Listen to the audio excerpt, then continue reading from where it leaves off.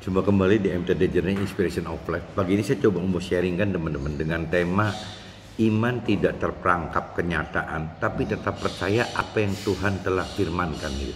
Jadi banyak sekali teman-teman. Jadi banyak sekali iman kita ini goyah apabila kita menghadapi realita yang ada, kenyataan yang ada. Jadi ini yang mesti dipertegas gitu, bahwa iman itu ya tidak tertangkap oleh dengan apa yang terjadi, teman-teman, apa yang kenyataan terjadi gitu. Ini ceritanya ini terkait, teman-teman, dengan kitab Lukas. Coba kita lihat kitab Lukas, teman-teman. Kitab Lukas pasal 5 ayatnya 1 sampai 11. Kita cari kitab Lukas, teman-teman. Kitab Lukas pasal 5, teman-teman, ayatnya 1 sampai 11. Coba saya bacakan, teman-teman ya. Judulnya di sini penjala ikan menjadi penjala manusia gitu. Nah, pada suatu kali Yesus berdiri di pantai Danau Genesaret, sedang orang banyak mengerumuni dia hendak mendengarkan firman Allah gitu. Ia melihat dua perahu di tepi pantai, nelayan-nelayannya telah turun dan sedang membasuh jalannya. Ia naik ke dalam salah satu perahu itu, yaitu perahu Simon, dan menyuruh dia supaya menolakkan perahunya sedikit jauh dari pantai. Lalu ia duduk dan mengajar orang-orang banyak dari atas perahu. Setelah selesai berbicara, ia berkata kepada Simon, "Bertolaklah ke tempat yang dalam dan tebarkanlah jalamu untuk menangkap ikan." Simon menjawab, "Guru, telah sepanjang malam kami bekerja keras dan kami tidak menangkap apa-apa. Tetapi karena engkau menyuruhnya, aku akan menebarkan jala juga." Gitu. Nah, ini yang dikatakan tadi, teman-teman. Jadi iman itu tidak boleh terperangkap oleh kenyataan. Kalau Simon waktu itu terperangkap oleh kenyataan bahwa dia semalaman menjala ikan tidak mendapat apa-apa, ya Simon pasti tidak taat untuk mencoba kembali menebar jala lagi gitu. Nah, ini ditegaskan di ayat 5, teman ya. Jadi kitab Lukas, teman-teman, kasih catatan kitab Lukas pasal 5 ayat 5. Nah, intinya gitu, teman-teman. Jadi tetapi karena engkau menyuruhnya, aku akan menebarkan jala juga. Nah, apakah kita bisa mempunyai iman seperti Simon itu? Itu satu contoh bahwa iman itu adalah tetap melakukan firman Tuhan meskipun di dalam kenyataannya dia sudah coba dan gagal gitu, teman. Nah, ini bedanya iman itu teman-teman. Dan setelah mereka melakukannya, mereka menangkap sejumlah besar ikan sehingga jalan mereka mulai koyak gitu. Lalu mereka memberi isyarat kepada teman-temannya di perahu yang lain supaya mereka datang membantunya. Dan mereka itu datang, lalu mereka bersama-sama mengisi kedua perahu itu dengan ikan hingga hampir tenggelam. Ketika Simon Petrus melihat hal itu, ia pun tersungkur di depan Yesus dan berkata, "Tuhan, pergilah daripadaku, karena aku ini seorang berdosa." Sebab ia dan semua orang yang bersama-sama dengan dia takjub oleh karena banyaknya ikan yang mereka tangkap gitu. Jadi kadang-kadang kalau orang yang masih belum dewasa rohani, teman-teman, mereka itu mengharapkan benar mujizat dari Tuhan gitu. Kalau memang Tuhan membuat mujizat, ya mereka percaya. Nah, justru Tuhan membuat mujizat itu untuk fungsinya adalah untuk orang yang masih bayi rohani, kadang-kadang rohani remaja rohani, mujizat itu sangat diperlukan, teman-teman. Jadi mujizat itu adalah satu usaha dari Tuhan untuk membuktikan kepada orang yang belum dewasa rohani bahwa Tuhan itu ada gitu. Keberadaan Tuhan itu ada dengan cara mujizat. Tapi kalau untuk orang yang sudah lebih dewasa rohani, biasanya nggak terlalu mengharapkan mujizat, teman-teman. Jadi bagaimana orang yang sudah dewasa rohani itu bagaimana belajar untuk melakukan firman itu. Karena waktu melakukan firman pun ini terkait dengan iman tadi gitu. Bahwa firman Tuhan itu kadang-kadang irasional, tidak wajar gitu. Aneh gitu, yang pola pikirnya terbalik-balik dengan pola pikir orang dunia. Nah, akhirnya untuk beriman pun kendalanya nggak mudah. Jadi mujizat itu rasanya kalau sudah dewasa rohani akan tergantikan oleh iman gitu. Iman kita yang bisa nggak tetap percaya melakukan firman Tuhan meskipun dalam kenyataannya realita di lapangannya tidak seperti yang terlihat gitu. Nah, ini yang kita sedang sharingkan pagi ini teman-teman. Jadi di sini demikian juga Yakobus dan Yohanes gitu. Demikian juga Yakobus dan Yohanes, anak-anak Zebedius yang menjadi teman-teman Simon. Kata Yesus kepada Simon, "Jangan takut, mulai dari sekarang engkau akan menjala manusia gitu." Dan sesudah mereka mengelak perahunya ke darat, mereka pun meninggalkan segala sesuatu lalu mengikut Yesus gitu. Nah, ini cerita yang tadi teman-teman. Jadi kuncinya ada di ayat 5 teman-teman, bahwa Simon menjawab, "Guru, telah sepanjang malam kami bekerja keras dan kami tidak menangkap apa-apa. Tetapi karena engkau menyuruhnya, aku akan menebarkan jala juga." Nah ini Simon sudah melakukan semalaman gitu menjala ikan, tidak berhasil, tapi karena firman Tuhan yang menyuruh gitu, mengatakan harus tebarkan lagi, ya Simon menebarkan gitu, tetap berani menebarkan diri lagi. Nah itu namanya iman teman, di kitab Lukas pasal 5 ayat 5. Nah ini saya cross teman-teman dengan ini apa yang terjadi apabila ada firman Tuhan yang tergerak di dalam rema kita, terdorong dalam hati kita. Nah ini saya ambil contoh teman, kutip dari kitab Matius teman-teman. Kitab Matius ayatnya pasalnya pasal 6 teman-teman. Kitab Matius pasal 6 ayatnya 25 sampai 34 teman-teman. Coba kita cari dulu ayatnya 25 sampai 34 teman-teman. 25 sampai 34. Ini judul di perikopnya hal kekhawatiran teman-teman, hal kekhawatiran. Karena itu aku berkata kepadamu, janganlah khawatir akan hidupmu, akan apa yang hendak kamu makan atau minum, dan janganlah khawatir pula akan tubuhmu, akan apa yang hendak kamu pakai. Bukankah hidup itu lebih penting daripada makanan, dan tubuh ini lebih penting daripada pakaian gitu. Jadi Tuhan ingatkan jangan cuma dari luarnya aja temennya. Manusia kan ada manusia innernya gitu. Jadi jangan outernya aja gitu. Pandanglah burung-burung di langit yang tidak menabur dan tidak menuai dan tidak mengumpulkan bekal dalam lumbung, namun diberi makan oleh Bapakmu yang di sorga. Bukankah kamu jauh lebih melebihi burung-burung itu? Siapakah dari kamu yang karena kekhawatirannya dapat menambahkan sehasta saja pada jalan hidupnya gitu? Dan mengapa kamu khawatir akan pakaian? Perhatikanlah bunga bakung di ladang yang tumbuh tanpa bekerja dan tanpa meminta. Namun aku berkata kepadamu, Salomo dalam segala kemegahannya pun tidak berpakaian seindah salah satu dari bunga itu gitu. Jadi jika demikian Allah mendandani rumput di ladang yang hari ini ada dan besok dibuang ke dalam api, tidakkah ia akan terlebih lagi mendandani kamu, hai orang-orang yang kurang percaya? Sebab itu janganlah kamu khawatir dan berkata, apakah yang akan kami makan dan apakah yang akan kami minum, apa yang akan kami pakai. Semua itu dicari bangsa-bangsa yang tidak mengenal Allah. Akan tetapi Bapakmu yang di surga tahu bahwa kamu memerlukan semuanya itu. Ini baru ayat 33 teman-teman. Nah, ini ayat 33-nya. Tetapi carilah dahulu kerajaan Allah dan kebenarannya, maka semuanya itu akan ditambahkan kepadamu. Sebab itu janganlah kamu khawatir akan hari besok, karena hari besok mempunyai kesusahannya sendiri. Kesusahan sehari cukuplah untuk sehari. Nah ini firman di kitab Matius pasal 6 ayat 25 sampai 34. Ini seperti ini teman-teman. Jadi apabila contoh di sini misalnya di ayat 33 teman-teman, carilah dahulu kerajaan Allah dan kebenarannya, maka semuanya itu akan ditambahkan kepada kita gitu. Nah ini perintah ini kan untuk kita semua yang tergerak gitu. Apabila hati kita tergerak, ya kita harus melakukan ini perintah Tuhan. Seperti tadi cerita Simon yang diperintah Tuhan untuk menebarkan balik gitu. Nah ini juga sama teman-teman. Jadi bagaimana caranya kita diperintah Tuhan untuk bisa mencari dahulu kerajaan Allah dan kebenarannya, baru yang lain Tuhan akan tambahkan gitu. Nah ini apakah kita bisa gitu? Sebab itu, nah ini yang umumnya, janganlah kita khawatir akan hari besok, karena hari besok mempunyai kesusahannya sendiri. Kesusahan sehari cukuplah untuk sehari. Nah ini yang tidak mudah teman-teman, tidak mudah untuk kita lakukan. Coba ini setelah saya bacakan kitab Lukas 5 ayat 1:11 dan kitab Matius pasal 6 ayat 25-34, coba saya ambil draft untuk kupas apa yang terjadi dalam hidup saya teman-teman. Sebentar. Ini draftnya teman-teman, saya kasih judul Iman tidak perangkap kenyataan tapi tetap percaya apa yang Tuhan telah firmankan gitu. Judulnya itu teman-teman. Nah, ini saya cerita sharing ini teman-teman. Sharing itu dengan salah satu waktu itu saya sharing dengan salah satu mentor rohani saya, namanya Pak Lukas Mulyono dari Semarang teman-teman, pada tanggal 1 Agustus 2017 teman-teman. Jadi sudah 4-5 tahun yang lalu ya.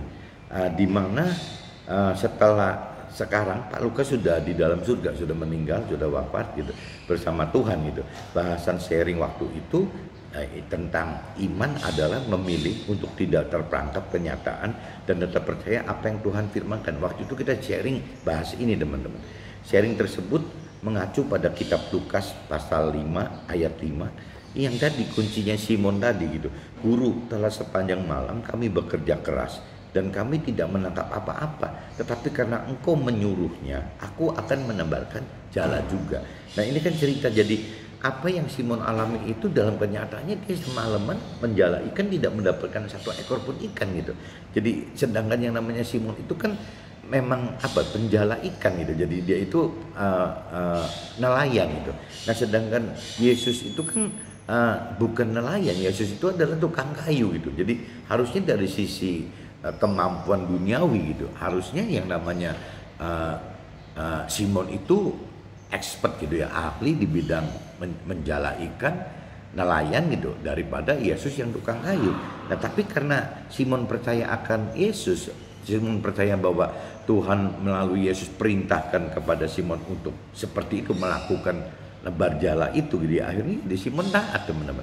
Nah kendala ini kalau kita konversikan ke dalam hidup kita, apakah kita pernah mengalami hal-hal seperti demikian gitu, seperti apa yang dialami Simon? Banyak sekali firman Tuhan yang katakan kalau waktu zamannya Simon dengan Yesus itu kan karena langsung gitu, langsung ketemu fisik dengan fisik kan. Tapi kalau kita sekarang kan tidak ketemu Yesus. Yesus itu ada di dalam roh kita, ada di dalam roh Tuhan, ada di dalam Roh Kudus gitu. Nah, sedangkan Yesus yang dalam bentuk tertulis itu, logos itu ada di firman gitu. Nah, jadi kalau kita bicara kita ketemu Yesus zaman sekarang adalah bagaimana menggabungkan firman Tuhan dengan roh, menghidupkan roh Tuhan gitu. Apabila kita mengerti akan firman Tuhan dan apabila kita menghidupkan roh Tuhan, ya tidak ada bedanya teman-teman dengan Simon waktu itu ketemu dengan Yesus gitu. Bahkan sekarang dengan Yesus wafat gitu, justru peluang untuk Tuhan Allah membagikan semua roh Tuhan bukan cuma ke Yesus tapi ke semua kita semua gitu. Nah logikanya kan jadi akhirnya timbul duplikasi, harusnya timbul Yesus baru gitu ya, harusnya seperti itu gitu ya, selama kita bicara memiliki kedalaman pengenalan pengertian Tuhan dan juga kita menghidupkan roh Tuhan di dalam kita gitu. Apabila firman Tuhan hidup dan roh Tuhan hidup, ya berarti semua akan bekerja seperti apa yang Yesus kuasai sebenarnya gitu teman. Jadi Yesus sebelum meninggalkan, sebelum wafat kan katakan seperti itu. Jadi dia balik ke Tuhan Allah dengan maksud minta ke Tuhan Allah untuk memberikan roh Tuhan, Roh Kudus kepada setiap kita semua gitu. Nah ini jadi terkaitnya itu teman. Jadi yang dibahas waktu itu adalah dengan Pak Lukas sharing masalah iman adalah memilih untuk tidak terperangkap kenyataan dan tetap percaya apa yang Tuhan firmankan gitu. Jadi kuncinya itu, tapi kalau di cross ke firmannya ya ada di kitab Lukas pasal 5 ayat 5 sama teman. Guru, telah sepanjang malam kami bekerja keras dan kami tidak menangkap apa-apa, tetapi karena engkau menyuruhnya aku akan menebarkan jala juga gitu. Nah ini sama teman intinya.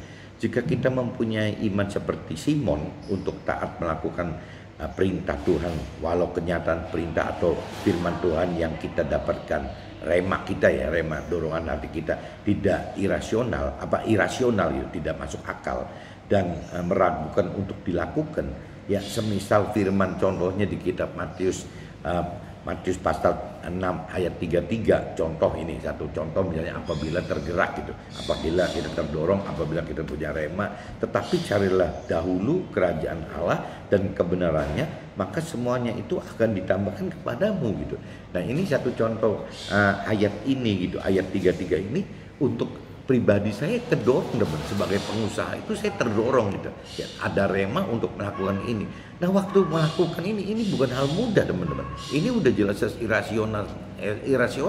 Jangankan buat orang lain, buat saya pribadi pun ini hal-hal yang aneh gitu, yang sudah tidak wajar gitu. Apalagi kalau mungkin keluarga kita atau komunitas kita atau masyarakat kita yang belum mengerti akan firman Tuhan, ya lebih aneh lagi gitu. Ya masa sih ada Tuhan suruh carilah dahulu kerajaan Allah dan kebenarannya, baru yang lain-lainnya urusan duniawinya akan ditambahkan. Bukannya orang dunia itu terbalik gitu, bagaimana mencari hal-hal duniawi dulu, setelah harta tahta dan kedudukan sudah benar-benar bagus, ya baru sisanya nyari Tuhan gitu. Kalau orang dunia kan kebalik begitu teman-teman. Kalau orang yang tidak mengenal atau belum mengenal Tuhan, pola pikirnya akan seperti itu gitu. Nah yang lebih konyol lagi, kalau sampai ada orang yang punya keyakinan kepada Tuhan, keyakinan dalam arti kata pikiran, perasaan, kehendaknya, merasa bahwa dia sudah percaya Tuhan dan dia sudah kenal Tuhan, dan dia merasa bahwa Tuhan, kalau saya percaya Tuhan dan saya terima Tuhan, berarti Tuhan telah selamatkan saya. Jadi saya tidak perlu melakukan apa-apa lagi. Nah ini konyol teman-teman. Ya, orang-orang yang berkeyakinan seperti ini justru ada resiko untuk lebih tersesat daripada orang yang belum atau tidak mengenal Tuhan gitu. Orang yang belum mengenal atau tidak mengenal Tuhan, satu saat setelah mereka mengenal Tuhan akan beda dengan orang punya keyakinan. Tapi kalau orang punya keyakinan, dia tidak perlu mencari Tuhan lebih jauh. Dia tidak perlu mendalami pengenalan pengertian akan firman lebih jauh, karena dia sudah percaya, dia sudah yakin bahwa dia sudah mengenal Tuhan, dia sudah percaya Tuhan, dia sudah tahu bahwa Tuhan itu menyelamatkan selama terima. Padahal syaratnya kan bukan cuma kedalaman pengenalan pengertian akan firman Tuhan, tapi melakukan firman Tuhan, teman. Kalau melakukan firman Tuhan tanpa ada dasar kedalaman pengenalan pengertian akan firman Tuhan, tidak bisa melakukan, teman-teman. Kenapa? Karena untuk dapat mengerti firman Tuhan saja, perintah peraturan Tuhan saja, butuh menghidupkan roh Tuhan gitu. Ya, jadi untuk mengerti firman Tuhan harus butuh menghidupkan roh Tuhan. Nah, untuk bisa mengenal roh Tuhan harus punya kedalaman pengenalan pengertian akan firman Tuhan gitu. Jadi kayak bolak-balik begitu. Nah, mengerti itu harus butuh roh Tuhan, dan melakukannya lebih-lebih, teman-teman. Melakukan firman Tuhan itu lebih-lebih membutuhkan roh Tuhan gitu. Roh Tuhan yang dengan kekuatan supranatural gitu, kekuatan yang benar-benar kuasa Tuhan gitu, yang baru bisa membuat kita mengerti dan melakukan firman Tuhan. Nah, tapi kalau orang yang belum kenal atau tidak mengenal Tuhan, nggak punya itu, nggak punya firman yang hidup, dan juga tidak punya roh Tuhan yang hidup gitu. Jadi akhirnya nggak bisa. Tapi kan wajar, karena mereka belum mengenal, belum mengerti Tuhan itu dan firman Tuhan. Tapi kalau orang yang keyakinan ini yang lebih bahaya kalau menurut saya gitu, karena mereka sudah dengan yakinnya, dengan percaya bahwa dia sudah percaya Tuhan dan dia sudah mengenal Tuhan, dan dia sudah tahu gitu bahwa Tuhan itu menyelamatkan dia. Yaitu kuncinya, syaratnya apa gitu. Ya, Tuhan bisa menyelamatkan kita itu kuncinya kan apabila kita melakukan firman Tuhan. Apabila kita tidak melakukan firman Tuhan, ya kita tidak bisa, tidak dapat terselamatkan gitu. Nah ini yang sayang teman-teman. Saya khawatir sekali, apa ya, kadang-kadang tergerak sampai saya memaksakan diri gitu untuk percaya, beriman kepada Tuhan, untuk carilah kerajaan Allah dan kebenarannya. Nah, maksudnya carilah kerajaan Allah dan kebenarannya itu kan ya salah satunya itu bagaimana saya belajar melakukan firman Tuhan, dan juga yang kedua bagaimana saya mengajarkan firman Tuhan. Lah, sedangkan saya kan bukan mentor rohani, saya kan pengusaha gitu. Jadi saya belajar menjadi pengusaha yang memberitakan firman. Nah, caranya ya bagaimana saya menyaksikan hidup saya, seperti contohnya saya menyaksikan melalui vlog ini gitu. Ya meskipun hatinya juga ragu ini benar atau enggak benar, dan wajar aja kalau mendapat cemooh dari siapapun juga, pengen dari jangan-jangan dari pasangan kita juga bisa dicemooh, ya dari oleh anak-anak kita juga bisa dicemooh, oleh keluarga besar kita, keluarga kecil, oleh komunitas, oleh masyarakat, bisa aja teman-teman dicemooh. Ya ini satu tantangan buat kita, apakah tetap kita seperti Simon gitu ya, meskipun dengan kondisi kenyataannya tidak tersupport gitu, karena saya bukan mentor rohani, saya pengusaha. Apakah orang mau mendengarkan kesaksian saya, hidup saya, yang saya kaitkan dengan semua dengan firman, teman-teman. Jadi yang saya sharingkan pagi ini juga ada dasar apa firmannya gitu. Saya tidak bicara curhat dari apa yang terjadi dalam hidup saya, tapi saya cerita apa yang terjadi di hidup saya yang terkait dengan firman.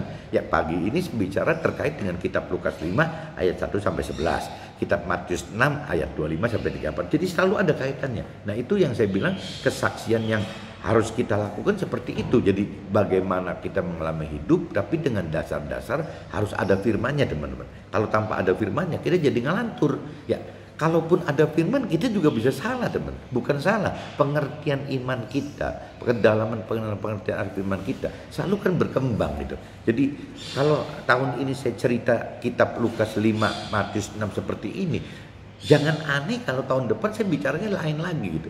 Ya karena memang selalu berganti gitu. Firman Tuhan itu hidup. Ya meskipun ayatnya sama, pasalnya sama, kitabnya sama, itu bisa berjuta-juta arti, nggak bisa kehitung kali ya. Mungkin unlimited artinya. Tergantung waktu itu Tuhan gerakin kita apa gitu, mengerti ini ya. Ini susahnya yang tadi saya katakan, mampu mengerti firman Tuhan itu seperti ini ya, mampu melakukan firman Tuhan ini seperti itu gitu, karena udah benar-benar irasional semua, banyaknya gitu, dan pengertian selalu hidup. Jadi nggak bisa cuman diketok mati rumusnya seperti ini gitu, kayak hukum-hukum di dunia ini nggak bisa teman. Firman Tuhan itu bukan seperti ini. Nah ini saya coba teruskan pada teman-teman. Contoh apabila saya pribadi atau teman-teman tergerak perintah di kitab Matius 6:33 tadi seperti kurang kurang lazim bagi orang-orang dunia atau orang-orang yang hanya berkeyakinan percaya dan mengenal Tuhan dengan cara kurang benar itu, karena tidak kenal dan mengerti firman Tuhan. Tadi saya sudah jelaskan bahwa banyak orang-orang yang percaya Tuhan tapi kurang benar, banyak juga orang yang merasa sudah mengenal Tuhan juga kurang benar karena tidak mengenal, tidak mengerti gitu ya, bahwa Tuhan ini apa gitu, nggak ngerti. Nah ini kalau percaya dan pengenalan Tuhan itu hanya dibatasi oleh pikiran, perasaan, kehendak sendiri, akhirnya nyasar teman. Nah tetap yang namanya percaya dan pengenalan akan Tuhan itu harus dengan dasar ya, harus mendalami pengenalan akan firman Tuhan. Jadi kuncinya firman Tuhan. Apabila kita mengenal mengerti firman Tuhan, berarti kita tahu gitu apa pikiran, perasaan, dan kehendak Tuhan, bukan pikiran, perasaan, kehendak kita sendiri loh. Kalau pikiran, perasaan, kehendak kita sendiri kan berarti jiwa kita. Nah kalau urusan rohani itu bukan ada di jiwa teman-teman, areanya itu harus ada di roh gitu. Nah ini berarti kembali lagi ya, kita harus memang menghidupkan roh Tuhan lebih dulu teman-teman. Nah untuk bisa tahu roh Tuhan itu ada ya, kembali harus mengenal dalam gitu, pengenalan pengertian akan firman Tuhan. Jadi ini satu contoh kalau kita melakukan satu ayat 33 di kitab Matius 6 aja, ini bukan hal mudah teman. Jangankan orang lain, kita sendiri juga bisa bingung loh, bisa bimbang, bisa dilema, bisa grogi gitu teman. Untuk melakukan itu susah sekali. Padahal firman-Nya nyata-nyata mengatakan begitu. Ya, tetapi carilah dahulu kerajaan Allah dan kebenarannya, maka semuanya itu akan ditambahkan kepada kita gitu. Nah, ditambahkan apa? Ya hal-hal duniawi gitu. Nah, ini firman-Nya jelas katakan itu, tapi dalam realita prakteknya kita tetap ragu teman, tetap ragu apakah iya kita berani seperti ini gitu. Nah ini maksud saya contoh-contoh salah satu firman itu begitu. Nah ini yang kembali lagi, iman tidak terperangkap kenyataan, tapi tetap percaya apa yang Tuhan telah firmankan. Nah kalau kita bicara perintahnya carilah dahulu kerajaan Allah dan kebenarannya, apalagi kalau kita ngalamin sebelum mengenal Tuhan, sebelum percaya Tuhan, kita sebagai pengusaha lebih sukses daripada sekarang yang kita sedang belajar lakukan gitu ya. Makin kacau lagi, makin bimbang lagi teman. Kok dulu saya begini, misalnya saya dulu pengusaha udah levelnya nasional gitu kan, udah kemana-mana. Sekarang kok jadi pengusaha lokal, bahkan kalau diteruskan terus kok ngalamin bukan cuma lokal, lama-lama kok jadi pasif gitu. Nah ini kan jadi lompatnya jauh sekali teman. Yang saya rasakan seperti itu. Waktu saya sebelum umur 40, saya itu merasa jauh lebih pandai gitu, lebih berharga daripada umur sekarang teman-teman. Kenapa? Karena waktu umur 50 saya belum mengenal atau tidak mengenal Tuhan sama sekali gitu. Nah saya melakukan seperti halnya orang dunia. Dan waktu itu parameter saya ya mungkin levelnya sudah pengusaha di kelas saya itu udah nasional gitu. Karena teman-teman saya banyaknya dari hampir seluruh pulau di Indonesia gitu. Nah tapi setelah 40 lebih saya mengenal Tuhan, saya coba mencari Tuhannya ini, seperti carilah dahulu kerajaan Allah dan kebenarannya. Saya mulai mencari beneran. Nah ini activity yang duniawinya kan mulai saya balikin gitu, saya balikin ke firman. Nah ujung-ujungnya malah bukan membesar teman-teman, malah mengecil. Jadi kalau saya simpulkan ya, memang ukuran Tuhan itu bukan ukuran kita nggak bisa memaksakan Tuhan, memaskotkan Tuhan gitu. Memberhalakan Tuhan bahwa kalau kita butuh Tuhan itu berarti pasti kaitannya dengan sukses duniawi gitu. Nah setelah saya sekian 20 tahun lebih teman-teman mendalami pengenalan pengertian firman Tuhan, ternyata ikut Tuhan itu bukan target utamanya sukses duniawi gitu, seperti dulu saya sebelum atau tidak mengenal Tuhan, tapi targetnya malah berbalik. ya bagaimana mendapatkan keselamatan akhirat. Dan tidak bisa dipungkiri teman-teman, 40 ke 60 ini, 20 tahunan lebih ini, ya kalau bicara dari sisi berkat rohani, saya tidak bisa mungkiri banyak sekali saya terima dari Tuhan gitu. Kalau bentuknya berkat rohani, tapi kalau bentuknya berkat jasmani belum terlihat sama sekali teman-teman. Ya ini tuh kunci cuman, maka semuanya itu akan ditambahkan kepadamu. Yang namanya ditambahkan itu di pengertian saya itu, saya tidak perlu mencari teman-teman. Kalau cerita bagaimana saya mencari berkat rohani, ya Tuhan perintahkan carilah dahulu kerajaan Allah dan kebenarannya. Itu jelas perintah Tuhan itu. Tapi kalau bicara semuanya akan ditambah kepadamu, hal-hal yang duniawi, ini tidak diperintah mencari kok. Ya Tuhan yang akan menambahkan. Nah kalau bicara ditambahkan oleh Tuhan, berarti kitanya kan tidak aktif teman-teman. Ya kitanya pasif. Jadi saya sekarang lagi belajar pasif gitu. Bagaimana untuk pasif menerima keadaan yang ada gitu. Tapi kalau bicara kerajaan Allah dan kebenarannya, saya harus proaktif itu, harus aktif karena itu memang perintah Tuhan. Carilah dahulu kerajaan Allah dan kebenaran, itu kan bentuk perintah gitu. Ya harus mencari. Nah itu saya coba taat teman-teman lakukan itu. Tapi kalau bicara ditambahkan kepada mudah ditambahkan ini kan jadi saya tidak bisa apa-apa. Saya cuma bisa pasrah menunggu. Ya kalau Tuhan mau tambahkan boleh, enggak juga enggak apa-apa. Tapi dari sisi pengenalan pengertian Tuhan itu tidak bisa dipungkiri memang dapat teman-teman berkat rohaninya. Dan saya tahu bahwa yang disebut maka semuanya itu akan ditambahkan kepadamu. Kalau saya mengacu kepada Nabi Abraham itu tidak mendapat apa-apa loh. Nabi Abraham itu cuma mendapatkan berkat rohani, ya yang Tuhan janjikan itu ada di surga gitu. Tapi kalau Nabi Ayub ceritanya lain. Nabi Ayub itu juga dapat dua-duanya gitu. Apa yang Tuhan janjikan di alam akhirat, keselamatan akhirat dia dapat juga. Tapi dia juga mendapatkan tambahan sukses duniawinya gitu. Dengan dilipat gandakan, didobelkan apa yang pernah Nabi Ayub berhasil didobelkan oleh Tuhan. Nah itu kembali lagi, kenapa Nabi Abraham kok tidak mengalami seperti Nabi Ayub? Kenapa Nabi Ayub kok tidak mengalami seperti Nabi Abraham? Nah ini kembali lagi, ya kita keburu tahu bahwa itu haknya Tuhan gitu. Hak privilege-nya Tuhan, ya pasti Tuhan punya segalanya rencana. Ya kenapa Nabi Abraham mengalami seperti itu? Karena Tuhan juga punya rencana. Kenapa Nabi Ayub mengalami seperti ini juga ya karena ada rencana Tuhan yang kita nggak ngerti gitu. Cuman ya kembali kita ya harus cuman sebatas percaya aja sama Tuhan teman-teman. Ini saya umpamakan seperti itu gitu. Situasi dan kondisi saat ini kita diuji coba. Apakah akan tetap beriman seperti sharing dengan Pak Lukas? Yang tadi kan iman adalah memilih untuk tidak terperangkap kenyataan dan tetap percaya apa yang Tuhan firmankan gitu. Itu cerita sharing dengan Pak Lukas. Atau tetap beriman seperti Simon di kitab Lukas 5 ayat 5 tadi gitu. Pasal 5 ayat 5 tadi untuk tetap tergerak memberitakan firman Tuhan. Ya seperti di kitab Matius tadi gitu. Ya apa kita tetap mau lanjutkan seperti yang sharing dengan Pak Lukas, atau seperti Simon yang diperintahkan Tuhan, perintahkan firman Tuhan untuk tetap lanjut lagi teman-teman, untuk tetap melakukan firman Tuhan, ya khususnya untuk yang terkait dengan ya tadi perintah peraturan Tuhan yang carilah dahulu kerajaan Allah dan kebenarannya, itu di ayat 6 Matius, kitab Matius 6:33 ya itu gitu. Nah, oleh karena hal ini sangat bertentangan dengan prinsip kesuksesan duniawi yang lebih targetkan hidup untuk harta dan tahta serta pemenuhan duniawi bagi keangkuhan gitu. Biasanya orang dunia kan seperti itu teman-teman. Tapi kalau kita balik misalnya harus cari dulu kerajaan Allah dan kebenaran, ini orang dunia itu nggak laku gitu. Perintah ini nggak laku bagi dunia gitu. Ya, nah kita yang sedang belajar ya dari dunia pindah ke rohani gitu. Ya juga akan alami seperti ini teman-teman.